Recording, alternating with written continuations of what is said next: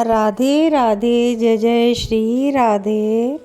आप सभी भक्तों का स्वागत है कृष्णा डिवोशन चैनल पर। आप सभी कुशल मंगल होंगे और माघ मास में आप बताए गए नियमों के अनुसार और अपनी अपनी शुद्ध भावनाओं के अनुसार प्रभु की भक्ति कर रहे होंगे। प्रभु आप सभी की भक्ति स्वीकार करें और आपको खूब खूब मंगल आशीर्वाद दे, ताकि आप आगे भी इसी प्रकार प्रभु की भक्ति करते रहें। तो आइए पुण्यमयी माघ मास की कथा में आज हम लिसन करेंगे 24वां अध्याय, जो कि कंटिन्यू कथा है। चैप्टर पिछला था 23, तो उसमें बताया गया था कि किस प्रकार राजा चित्ररथ, जिसका कि माइंड डाइवर्ट कर दिया गया था और वह विष्णु जी से अपोजिट हो गया था और कुछ भी अच्छे कार्य नहीं कर रहा था। और जो चंडाल लोग थे, तो पखंडी लोग थे, उनके बीच में वो आ गया था, उनकी बात मानने लग गया था और उल्टे कार्य करने लग गया था। सब कुछ उसने बंद कर दिया था प्रभु की भक्ति का कार्य। तो आगे क्या होता है जब वह अपनी आयु संपूर्ण करके जाता है यमलोक, तो बहुत ही बुरी दुर्दशा से उसको ले जाया जाता है। तो आइए आगे की कथा कि वहाँ यमलोक में उसका क्या हाल होता है और आगे क्या कहते हैं लोमेश ऋषि जी। तो आइए स्टार्ट करते हैं अध्याय 24वां। लोमेश ऋषि जी कहते हैं कि हे द्विज, अब यमलोक में उस राजा की जो दुख वाली गति हुई वह सुनो। दारुण दुख से दुखी होने से वह राजा कभी तो मूर्छित हो जाता, कभी होश आने पर चित्त में संतोष करता हुआ वह तामिश्र नामक दारुण नरक में गया। अंध तामिश्र, अति उग्र महारौरव, कालसूत्र, अति घोरतापन तथा संप्रतापन नामक नरकों में गया। फिर काकोल, कुड़मल, तलवार जैसे पत्तों वाले वन और पूत मृतिका नाम के नरकों में भी गिरा। फिर वह लो शंकु और मजशी नरकों में भी गिराया गया। शालमली नदी महाभयंकर दुर्गम मार्गों में भी गया और विष्णु भगवान से द्वेष मात्र करने से ही उसको 21 युग तक भयंकर और दारुण भूख नरकों में भोगने पड़े। यमराज की यातना भोगकर वह राजा नरक से निकला और हिमालय पर्वत पर बहुत बड़ा पिशाच हो गया। उस जंगल में जहाँ भोजन और जल का अभाव था, वह वहाँ पर भूखा प्यासा इधर उधर घूमता। फिर सब दिशाओं में घूमता हुआ वह सतफल देने वाले प्लक्ष नामक जंगल में जा घुसा।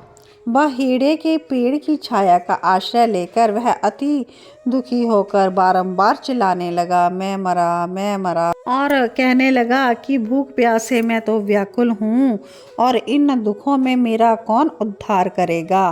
तो लोमेश ऋषि बोले कि देवद्युति ने वेद पाठ जब कर रहे थे तो उसकी करुणा भरी पुकार सुनी। उन्होंने वहां आकर उस पिशाच को देखा, जिसका चेहरा विकराल हो चुका था, बड़ी ही डरावनी आंखें, दुबला शरीर और ऊपर को खड़े खड़े बाल, काले शरीर वाला। वह यमदूत के सामने ही समान ही दिखने वाला था, जिसकी जीभ हिल रही थी, लंबे ओंठ, लंबे जांघें नाड़ियों में मिली थी, लंबे लंबे पैर, सूखा चेहरा, गड्ढे जैसी आंखें, सूखी ठठरी वाले इस पिशाच को देखकर वह वेद पाठी मुनि पूछते हैं कि ऐसी डरावनी आकृति वाले तुम कौन हो? ऐसी करुण पुकार क्यों कर रहे हो? तुम्हारी कैसी अवस्था ऐसी क्यों हो गई? मैं तुम्हारा उपकार क्या करूं? मेरे आश्रम में आ जाने पर प्राणी दुखी नहीं रहते, सिर्फ आनंद ही करते हैं। तो इसलिए तुम शीघ्र बताओ कि तुम्हारे इस दुख का क्या कारण है। तो ऐसे प्रीतियुक्त वाक्यों को सुनकर पिशाच ने रोना तो बंद कर दिया और दीनता से कहने लगा कि हे ब्राह्मण, मुझे किसी बड़े पुण्य से आपके दर्शन हुए हैं। और वह बोला कि विष्णु भगवान से मैंने बड़ा ही द्वेष किया है, इसलिए मेरी ऐसी दशा हुई। हे ब्राह्मण, जिस हरि का नाम प्राण निकलते समय लेने से मनुष्य मोक्ष का पद पा जाता है, उस भगवान से जो प्राणियों की अंतर्मा आत्मा है उसका पालन करते हैं, तीनों लोगों को धर्म देने वाला है। तप करते समय ब्राह्मण जिसकी प्रार्थना करते हैं, ब्रह्म आदि सब देवता, सनकादिक सब योगी जिसको मुक्ति के लिए पूजते हैं, जो आदि मध्य और अंत में विश्व का विधाता है, सनातन है, अनादि है, उसी से मैंने द्वेष किया। मेरे पहले जन्म में किए हुए सभी पुण्य विष्णु द्वेष रूपी अग्नि में भस्म हो गए। यदि किसी प्रकार मेरे इस पाप का अंत हो जाए तो इससे मुक्त होकर मैं सिवाय नारायण के अन्य किसी देवता का पूजन नहीं करूँगा। विष्णु भगवान का द्वेष करके मैंने तो नरक के दारुण दुख बहुत काल तक भोगे हैं, और अब जब मैं नरक से निकला हूँ तो पिशाच की योनि में आ गया हूँ, और इस समय ना जाने किस फल से आपके निवास में आ पहुँचा हूँ, जहाँ आपके दर्शन पाने से मेरा दुख का अंधकार के समान नाश हो गया है। आप उचित कर्म कहिए जिससे कि मुझे इस पिशाच की जोनी से छुटकारा मिल जाए।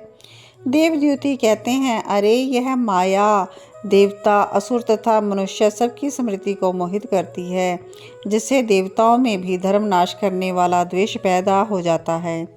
चारों वर्णों वालों को श्रुति, स्मृति और सदाचार से हितकारी कर्म ही करना चाहिए। सर्वदा भक्ति पूर्वक नारायण का ही भजन करना चाहिए।